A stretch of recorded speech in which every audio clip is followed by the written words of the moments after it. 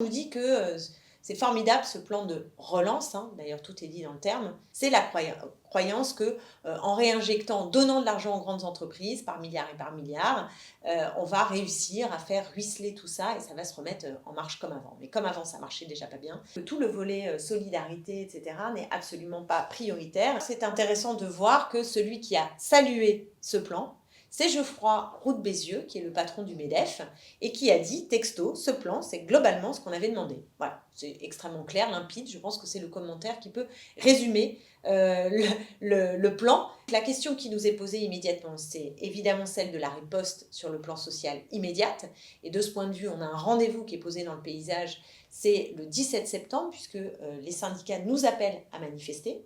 Et ensuite, bien sûr que la question est celle de la perspective politique, surtout qu'on a pu se rendre compte à quel point la droite et l'extrême droite étaient vent debout et requinqués d'une certaine manière.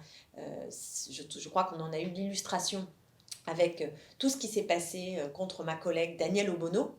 On peut voir tout le racisme le plus ignoble s'afficher dans les colonnes d'un journal censé être fréquentable. Et il reprend des thèses qui sont les thèses de l'extrême droite la plus immonde.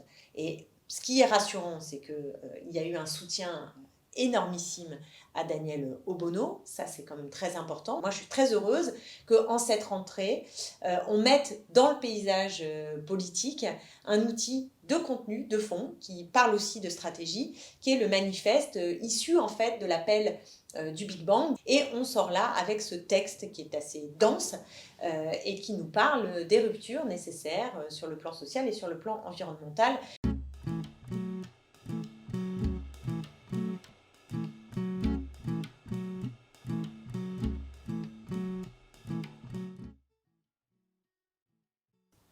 Bonjour à toutes et tous, ravie de vous retrouver. J'espère que vous avez passé un bel été et que vous envisagez cette rentrée le plus sereinement possible. C'est vrai qu'elle s'effectue dans un contexte tendu, assez anxiogène, puisque la crise du coronavirus n'est malheureusement pas derrière nous et que nous sommes encore sans cesse plongés dans voilà, les règles sanitaires et pas mal d'angoisse sur la circulation du virus.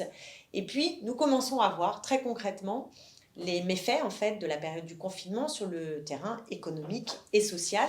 Alors, il y a des gens qui l'ont vu très très tôt malheureusement, puisqu'on sait qu'en plein confinement, il y avait déjà des files d'attente très impressionnantes pour les banques alimentaires, mais aussi déjà des petites et moyennes entreprises qui ont été fauchées immédiatement au début du confinement. Mais je dirais que maintenant, on voit les effets sur plus long terme progressivement s'installer et on sait que Pôle emploi est déjà quasiment saturé, en grande difficulté pour accueillir les chômeurs et les chômeuses.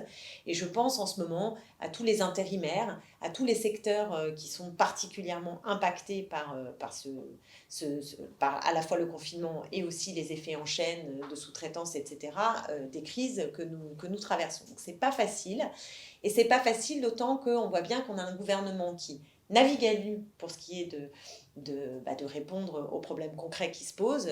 Regardez la rentrée scolaire, c'est quand même pas tout à fait facile la façon dont le gouvernement donne ses règles et refuse de rendre le masque gratuit, par exemple, ce qui faciliterait les choses, les rendrait plus justes sur le plan social et aussi plus efficaces sur le plan sanitaire. Il refuse de le faire. Donc on est un peu face à un gouvernement gribouille, comme depuis le début de la crise.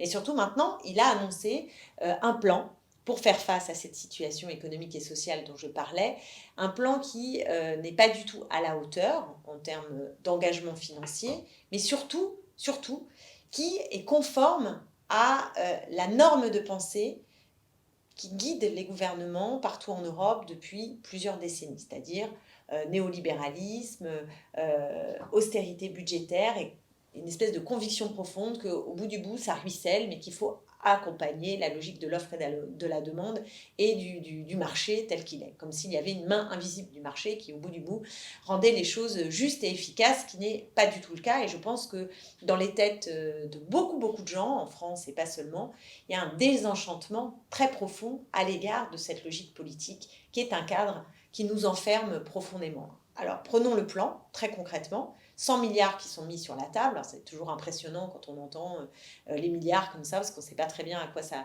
peut correspondre par rapport à la masse du budget de l'État. Bon, ce n'est pas si colossal que ça, mais c'est quand même un investissement. Le problème, c'est de savoir d'où il vient et comment il est dépensé. Alors, quand on regarde, là, ça devient pas du tout impressionnant. Premier élément, 40 milliards d'euros qui viennent en fait de l'Union européenne. Or, ces 40 milliards d'euros, d'abord, ce sont pas des dons de l'Union européenne, c'est un prêt, donc il faudra le rembourser. Et surtout, il est adossé à des logiques des réformes structurelles. C'est ce qu'on connaît bien, puisque la Grèce a malheureusement fait les frais de façon extrêmement violente de cette logique, c'est-à-dire on vous prête de l'argent, mais à la condition que vous meniez telle politique, fameuse politique qui nous mène dans le mur. Donc vous voyez un peu le cercle vicieux de ces 40 milliards d'euros à l'échelle européenne, puisqu'elle implique de rentrer dans toute une série de dogmes marchands et de dogmes d'austérité. Ensuite, il y a 30 milliards d'euros qui sont en fait déjà inscrits, c'est-à-dire qu'on les a déjà votés dans le budget rectificatif qu'on a discuté et adopté dans des conditions un peu complexes, puisque c'était au moment du confinement où nous, on n'a pas arrêté de demander des choses qui étaient pourtant fortement d'actualité, comme par exemple revenir sur la réforme de l'ISF pour mettre à contribution les plus riches dans ce moment de crise. Le gouvernement a totalement refusé, ou alors rendre la TVA à 0% sur les masques, totalement refusé. Enfin bref, des choses assez importantes qu'on n'a pas réussi à voir venir. Donc dedans, il y a 30 milliards qui sont en fait déjà budgétés. Alors il reste 20 milliards.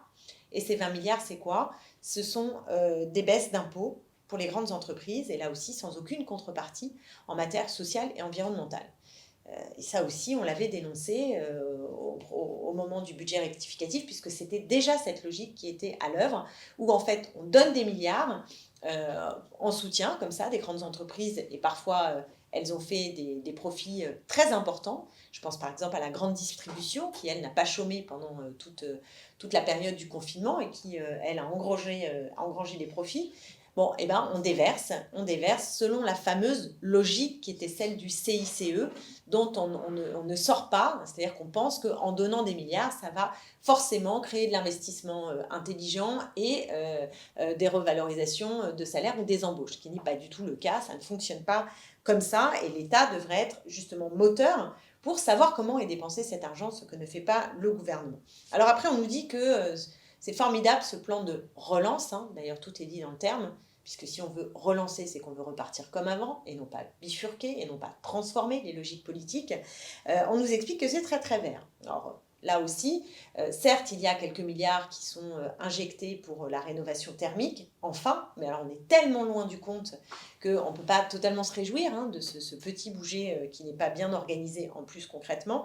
Mais surtout, on se rend compte que par exemple, il y a beaucoup d'argent qui part pour soutenir le secteur automobile ou le secteur aéronautique, quand le fret ferroviaire, lui, est toujours le laissé pour compte, alors qu'il faudrait, d'un point de vue écologique évident, investir d'abord dans ce transport-là et au contraire contraindre du côté de l'aéronautique ou de l'automobile. Autre problème de ce plan, c'est que on ne soutient pas directement ceux qui sont lésés par la situation. Et donc, les plus précaires sont très peu concernés par ce plan, puisque c'est 0,8% des 100 milliards qui y sont consacrés. Si vous ajoutez à ça la contre-réforme sur l'assurance chômage que le gouvernement n'a pas décidé de mettre à la poubelle, contrairement à ce que nous demandons, un peu comme sur les retraites, où on voit bien que tout ça est suspendu, on voit qu'on a un cocktail potentiellement détonnant et assez tragique, puisque cette contre-réforme, si elle revient sur le tapis, ça veut dire que ça va être plus difficile d'accéder à une allocation chômage puisqu'il faudra avoir travaillé plus longtemps,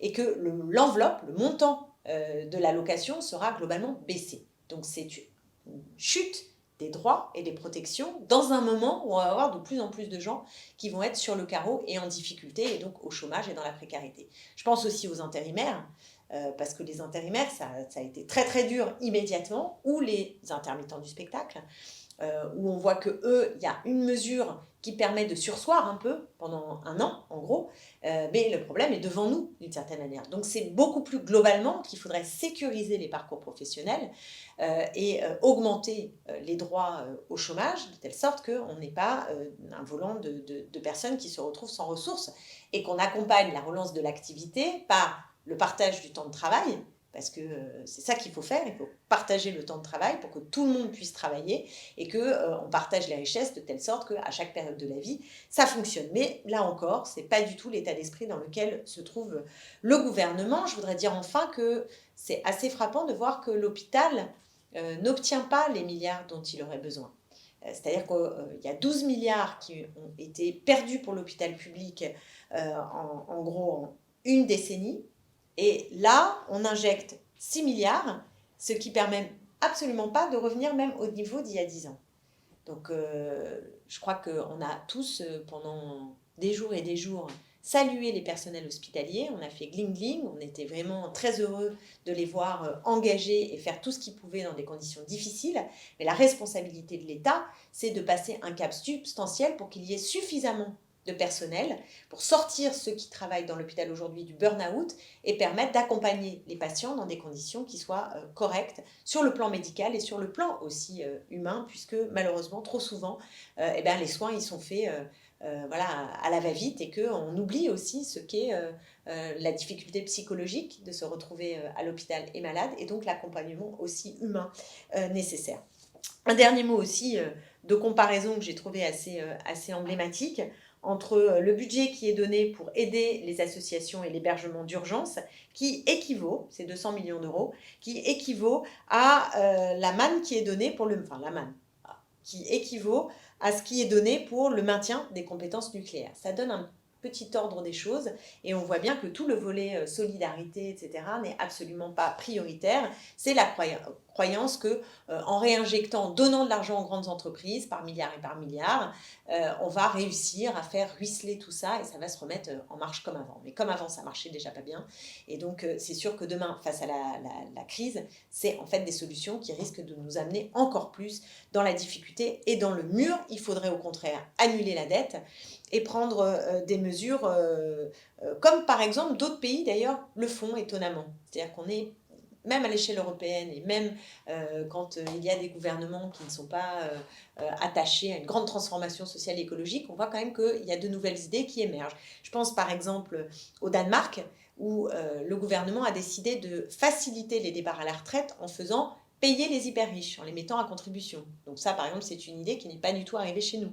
Ou même en Allemagne, où je crois qu'ils vont tester le revenu universel et proposer une baisse de la TVA, qui est l'impôt le plus injuste. Donc c'est typiquement des mesures qui sont nouvelles, comme si c'était passé quelque chose, et nous on a l'impression qu'il ne s'est rien passé, et que la Macronie continue son cheminement. Et d'ailleurs, c'est intéressant de voir que celui qui a salué ce plan, c'est Geoffroy Roux de Bézieux, qui est le patron du MEDEF, et qui a dit, texto, ce plan, c'est globalement ce qu'on avait demandé. Voilà, c'est extrêmement clair, limpide, je pense que c'est le commentaire qui peut résumer le plan, qui est un plan qui nous amène toujours sur la même route, le même chemin. Et donc, la question qui nous est posée immédiatement, c'est évidemment celle de la riposte sur le plan social immédiate. Et de ce point de vue, on a un rendez-vous qui est posé dans le paysage, c'est le 17 septembre, puisque les syndicats nous appellent à manifester. Donc ça, c'est un rendez-vous qui, j'espère, va être largement suivi pour qu'on puisse enclencher un automne et très fort sur le plan social, enfin de confrontation avec le gouvernement. On en a besoin d'être en masse, en nombre, de se retrouver pour essayer de faire reculer le gouvernement immédiatement. Et ensuite, bien sûr que la question est celle de la perspective politique, surtout qu'on a pu se rendre compte à quel point la droite et l'extrême droite étaient vent debout et requinqués d'une certaine manière. Je crois qu'on en a eu l'illustration avec tout ce qui s'est passé contre ma collègue Danielle Obono, ou Valeurs Actuelles, qui est un journal censément de droite et pas d'extrême droite, en tout cas il n'est pas affiché tout à fait comme tel, il a été capable de faire une fiction absolument innommable à l'égard de Danielle Obono, et sous couvert de romanesque, on peut voir tout le racisme le plus ignoble s'afficher dans les colonnes d'un journal censé être fréquentable. et il reprend des thèses qui sont les thèses de l'extrême droite la plus immonde. Et ce qui est rassurant, c'est qu'il y a eu un soutien énormissime à Daniel Obono, ça c'est quand même très important, mais que de l'autre côté, on a aussi entendu, du côté de la droite et de l'extrême droite, des choses effrayantes dans la bouche de M. Bardella, qui disait que nous étions des pleureuses, très intéressant, ou d'autres sur les réseaux sociaux et un peu partout. On sent qu'il y a ce parfum raciste, cette fierté aussi de l'extrême droite et cette recomposition avec des passerelles entre la droite et l'extrême droite qui est à l'œuvre. Donc ça nous appelle, entre cette Macronie et cette menace de l'extrême droite, vraiment à rechercher une perspective politique et de nous interroger, avant de savoir le qui, sur le quoi.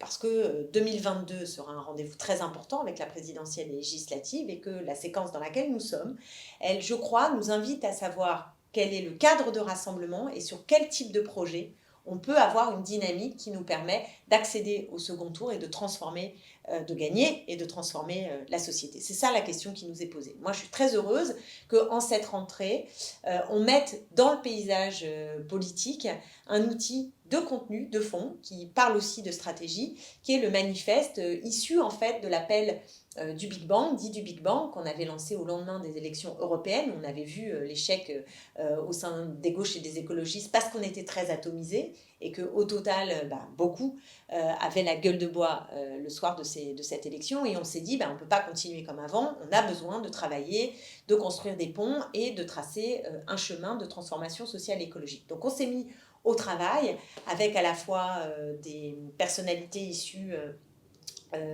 du Parti communiste, d'Europe Écologie Les Verts, de Génération, des personnalités issues du mouvement social, je pense par exemple à Pierre Calfa ou des artistes comme Sophie Larochefoucauld. Donc on a créé un petit collectif de travail et on sort là avec ce texte qui est assez dense et qui nous parle des ruptures nécessaires sur le plan social et sur le plan environnemental.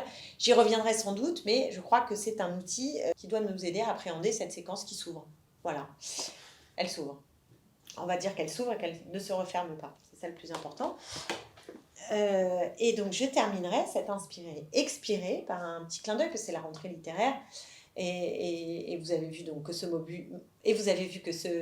module s'appelle Inspirer-expirer, qui est en fait une pratique très yogique, l'inspirer-expirer. Alors évidemment, je pense à ce yoga d'Emmanuel Carrère, dont on parle beaucoup, beaucoup, et qui nous fait réfléchir sur le yoga, sur son propre expérience de la dépression. C'est un peu patchwork, mais son écriture est tout à fait remarquable, et il y a des moments que je trouve intéressants aussi sur ce que peut apporter le yoga et l'inspirer-expirer, où il dit aussi que le plus difficile pour lui, c'est d'expirer et non pas d'inspirer. Donc je vous laisse réfléchir sur cette interrogation. Est-ce que le plus dur, c'est d'inspirer ou d'expirer? En tout cas, il faut faire les deux, et c'est ça la force du yogique, c'est le yin et le yang. Voilà, et belle rentrée littéraire ou belle rentrée politique à vous avec ces réflexions.